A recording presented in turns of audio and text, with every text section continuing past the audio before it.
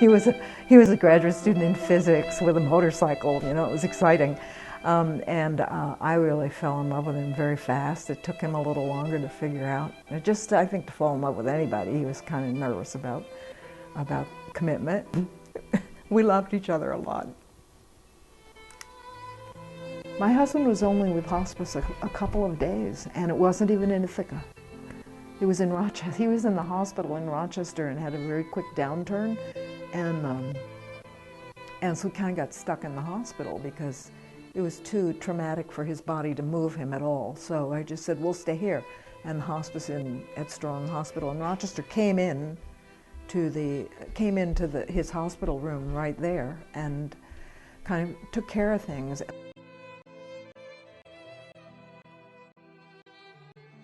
My sister and I were taking care of my mother. It was,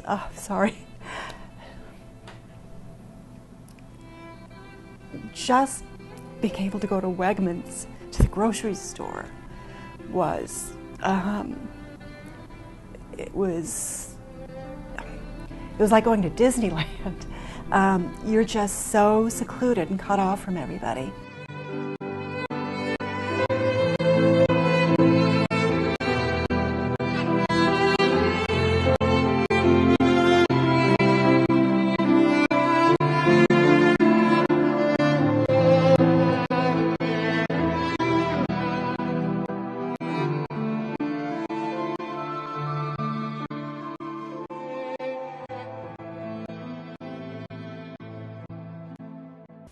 I got involved with hospice because I had a very close friend in my 20s, in our 20s, who were both the same age, who had brain cancer. And through that experience, I learned that there was a really important place, a really important role for people who weren't family members in someone's life as they approached the end of their life. And I hadn't thought about that before. I thought sort of dying as a private thing. Medicare requires that 5% of all direct patient care comes from volunteers. It's considered a cost savings. It's our contribution to the hospice in this community. We here in Tompkins County, in 2012 had 17.5% rather than just 5%, which is pretty awesome. There's 110 volunteers that are active right now, and they just keep coming. And Medicare assumes that their daily stipend is not going to cover all the care, that they anticipate that hospices will raise 10% of the funds that they need to operate. And we're very fortunate in our community, and we raise around 17 or 18% of the funds, of our operating funds, from our community, which the community here is exceptionally generous, and so we're very grateful for that. Right now, what I do is I'm actually signed up to do a monthly meal shift, and because I work during the day, it's a dinner shift on Wednesday nights. So it's a lot of, bringing dinner at the right time and drinks and a little chatting, and sometimes that's with the resident, and sometimes it's with people who are visiting. After I did volunteer training, I did bereavement training. And after I did bereavement training, I was asked if I'd like to run or help facilitate bereavement groups. You know, of course, we talk about what we've lost, and all the women in the group either lost a spouse or a partner, and we talk about that some, but we also talk a lot about, okay, now we have a new life, and where are we going to go with it? So now I've named my group Standing in Our New Lives. I don't know, I assume that many of the people that there were other women like me who really want to make the best of it, you know? I didn't want to just live a life thinking about him. I wanted to bring that love along with me, but also create new things for myself and make a really good life for myself. Our bereavement program for a hospice our size is very rich. We have a lot going on. These programs are open to everyone in the community, regardless of whether or not their loved one received hospice care. And sometimes knowing that we're going to support, that we are supporting and are going to continue to support a loved one is helpful to the person who's dying. Some people worry about the people that they're going to leave behind, and it can be a comfort to them to know that those folks are going to have some support in their lives. I do in-home service, either in the patient's home or in the facility at Hospicare, nursing homes, wherever they need me. And I do whatever the patient needs. We have some restrictions. We're not allowed to, for instance, do any lifting of any kind, lift the patient. But we can do light housekeeping. Quite often the patient just needs some stimulation. They need someone to talk to. I've heard from many people that they feel that they, having experienced a volunteer in their lives and the difference that that volunteer made, that it inspires them to go out and do that themselves. And other people, I think, can come from having other kind of significant experiences that suddenly orient them to doing something really, really important and personal, which is what ultimately volunteering is. There's one woman in a nursing home who's been on hospice service quite a long time, and I just realized she must be so in love with her volunteer. He goes and sees her twice a week, just about every week. Once in a while he might, he's sick or something. He visits her so often, and they have true, deep friendship. There's some deep friendships that are made between patients and volunteers, and it's really difficult when I have to make that call and tell them that the patient died. I don't know a lot of the details sometimes about those friendships, but I hear how much they care about people. Obviously if a patient is in the place where they can talk and engage, it's a lot easier. But even the patients that are unable to talk at this point for whatever reason, and volunteers just sit and hold a hand and are a presence, there's a deep connection made there too.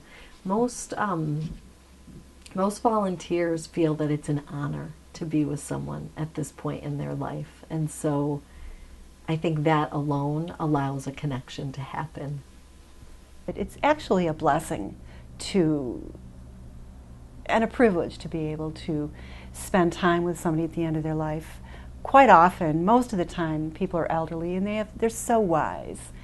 There was a patient living here in the residence who I got to know quite well. I used to have lunches with her, and she was here with us for many months. I think when she came in, she had a prognosis of 2 weeks to live. And she was one of those folks who just thrived under the care. She just came back to life, really. She was so bright and had an incredible sense of humor, had amazing stories, and she liked to watch rather dark films, actually. So what I would do is after work, I would go home and have dinner and things, and then come back up with a DVD and popcorn, and we would sit and we would watch these very dark foreign movies together, and often have lunches together. And I will always remember her. She was just such an extraordinary person. And I've got this. The first time I went to visit her, I wore this vintage fur coat, and it was a really cold day, so I wore that. And I was coming when I went to visit her. I went to visit and to do her laundry, and I walked in the door, and she said, "You came to visit me in your fur coat to do my laundry?" And so that day I had brought roses left over from a realtor's event, and I said, "Let's take a rose and and walk down the hallway, and give one to each of your friends. We'll knock on the door and just say Happy Valentine's Day." And so every time she knocked on the door, she gave him the rose, and she said, "Look, this is Margaret. She came to do my laundry in a fur coat."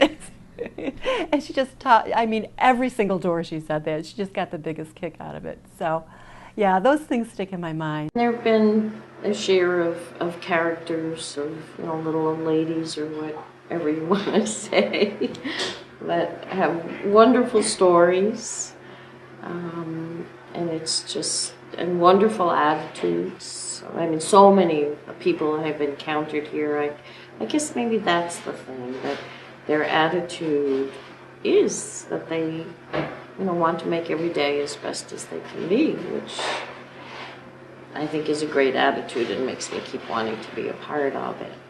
I mean, I'm doing it knowing that the patient, they take patients on, they have 6 months to live, and of course nobody knows exactly how long someone has to live, but the best they know. And I always know that an end is coming, but for some reason it always surprises me in some way.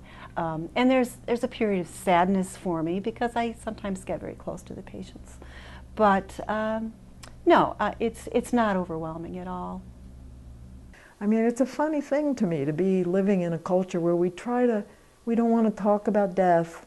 We pretend it doesn't happen. How can we pretend that? I mean, how can you love birth and not love death, and not, well, I don't want to say love death, but not accept that that's the inevitable outcome. So I feel it's partly the people who work at hospice, but it's a very open-hearted place, and there's so much kindness there and so much joy. One of my sons said, when I decided to volunteer there, he said, "Haven't you had enough of death?"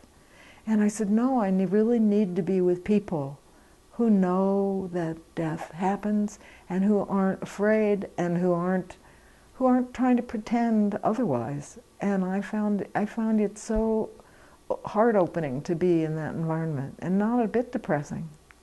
Sure, there are times when it's sad, losing someone you care about, or watching other people be sad is sad. But yet, I think I don't find it depressing because I still see that when they're using these services, everyone's doing the best they can do. But it's inevitable, so why not do it as well as you can? Does it hurt sometimes? Is it sad sometimes? Sure. But there's lots of things in life that are sad.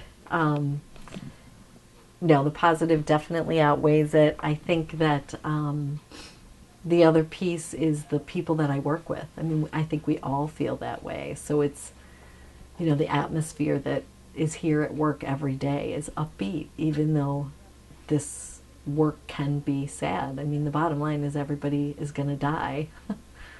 But what can we do today to make it better is what keeps us going. The people who volunteer at hospice often seem to understand that it's a very tender time, but it's also a time of tremendous gifts of the heart. So hospice provides an atmosphere around death that makes it a very special, sacred experience. And I think a lot of people there have experienced that themselves, or they wish they had experienced it, and they want to make it possible for somebody else. One of the reasons that also keeps me being a volunteer here and trying to help and be supportive of people who are going through this experience is also because I want people to do it for me when it's my turn.